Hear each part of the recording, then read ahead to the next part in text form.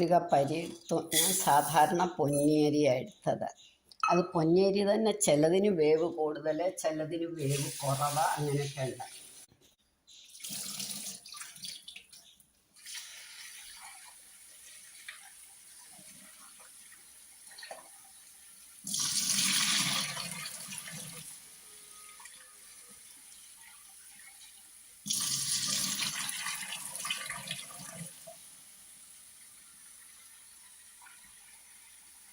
Wash ചെയ്ത് വെള്ളം ഒഴിച്ച് നമ്മളിത് കൊതുത്തടച്ച് വെക്കുക. ഇനി ഒരു അരമണിക്കൂർ കഴിഞ്ഞിട്ട് എടുക്കാം. ചിലതാകുമ്പോൾ 20 മിനിറ്റ് മതി. ഈ അരിക്ക് നല്ല വേവുള്ള, അതുകൊണ്ട് ഞാൻ ഒരു അരമണിക്കൂർ വെക്കുക. അരി അരമണിക്കൂറായി കുതിർന്നിരിക്കുക. അപ്പോൾ നമുക്ക് കുറച്ച് വെള്ളം അടുപ്പേ വെക്കാം. ഇനി ഇതൊന്നും വെട്ടിത്തിളയ്ക്കണം. ഇതിനകത്തേക്ക് നമുക്കൊരു കഷ്ണം കറുവാപ്പട്ട, ഏലക്കായ, ഒരു ഗ്രാമ്പു, ഒരുപാട് ഇതിൻ്റെയൊക്കെ മസാലയുടെ ടേസ്റ്റ് ഇഷ്ടമുള്ളവർക്ക് കുറച്ച് കൂട്ടണ്ട. എനിക്കെല്ലാം കുറേശ്ശെ മതി, അതുകൊണ്ടാണ്. ഒരു ഈ സ്റ്റാർ എല്ലാം കൂടി ഇട്ടു. ഇനി വെള്ളം ഒന്ന് തിളയ്ക്കട്ടെ. ഇപ്പം വെള്ളം വെട്ടി തിളച്ചു. ഇതൊരു 3/4 വേവ് വരെ. 3/4 വേവാകുമ്പോൾ നമുക്ക് നിർത്തിയെടുക്കാം.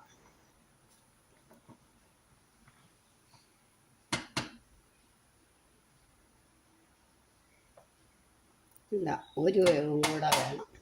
ചില അരിക്ക് കുറച്ച് വേവ് കൂടുതലാണ്. കുറച്ചും കൂടെ വേവട്ടെ.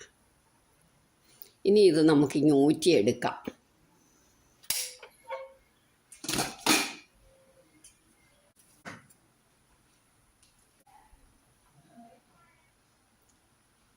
ഇനി നമുക്കൊരു ചീനച്ചട്ടി അടുപ്പേ വെക്കാം.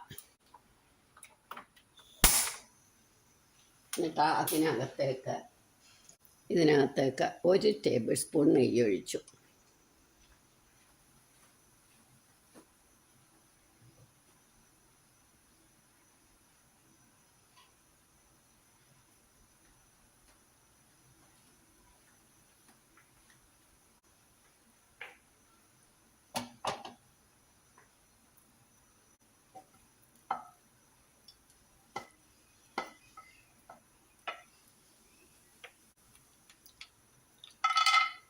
കുറച്ച് കശുവണ്ടി, അതും കുറച്ച് പനീർ.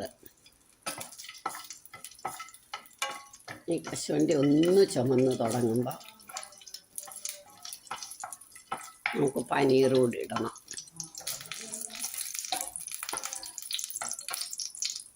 ഇനി നമുക്ക് 3-4 പനീറിൻ്റെ കഷ്ണവും കൂടി ഇട്ട്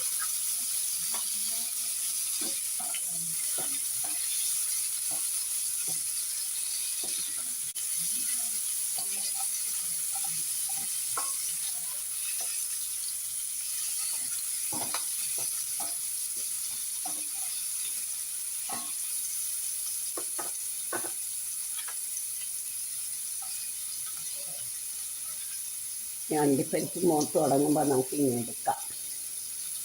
അല്ല എല്ലാം കൂടെ അങ്ങ് കുഴകുഴാന്നാവും. അതാവണ്ട.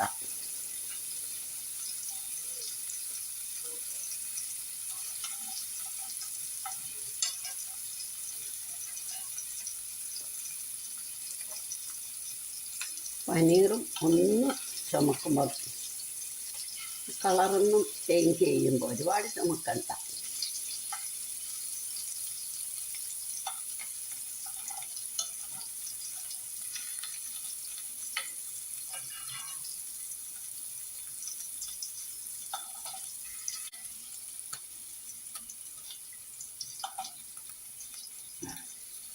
ഇപ്പം ഈ പനീറും കണ്ടോ ചെറുതായിട്ടൊന്ന് ചുമന്ന് തുടങ്ങിയപ്പോൾ നമുക്ക് ഇങ്ങനെ എടുക്കാം.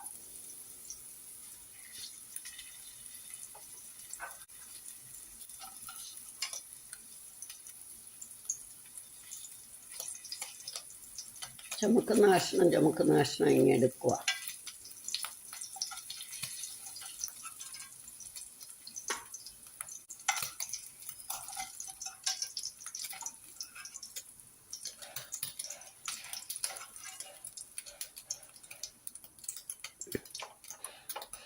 ഇനി നമുക്ക് ഇതിനകത്തേക്ക് ഇഞ്ചി, പച്ചമുളക്, കാരറ്റ് നീളത്തിലരിഞ്ഞത്,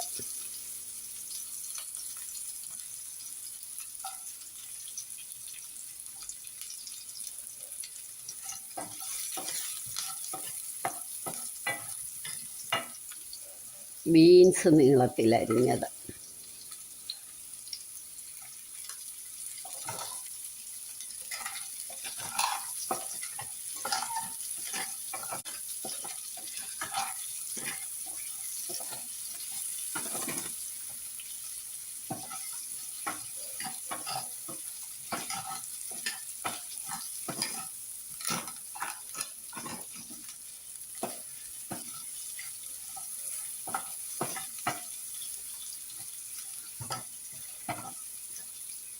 ഇതൊരു ഹാഫ് കുക്കാവുമ്പോൾ നമുക്ക് കാപ്സിക്കം,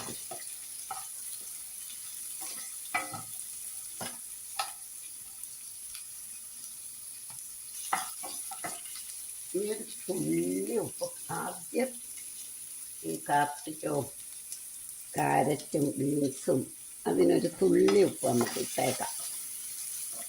ഇല്ലെങ്കിൽ വെജിറ്റബിൾ സ്റ്റോക്കിൻ്റെ ക്യൂബ് കിട്ടുവാണെങ്കിൽ അതിട്ടാലും മതി. ഇപ്പം ഇതൊന്ന് വാടിയാൽ മതി, കുഴയണ്ട. ഇനി ഒരക്കപ്പ് തേങ്ങാപ്പാൽ ഒഴിക്കണം.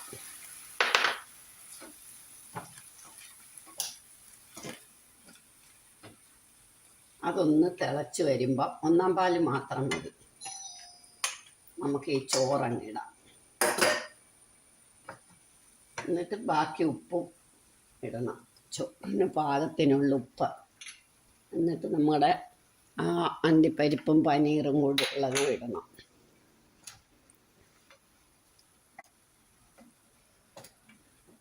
എന്നിട്ട് സിമ്മാക്കി നമുക്കൊന്ന് അടച്ചു വെക്കാം.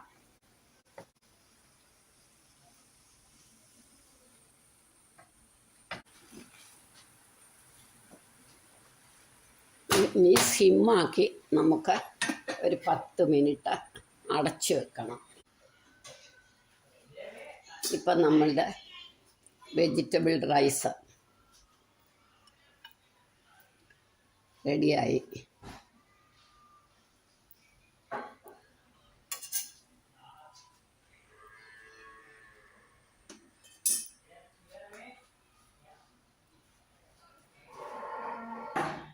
ഇനി നമ്മുടെ വെജിറ്റബിൾ റൈസ് റെഡിയായി. പഴുത്ത മാങ്ങയും ഒനിയൻ സാലഡും കൂടെ കൂട്ടിയാണ് കഴിക്കുന്നത്. നമുക്ക് കഴിക്കാം. എല്ലാവരും ഇതൊന്ന് ട്രൈ ചെയ്ത് നോക്കണം.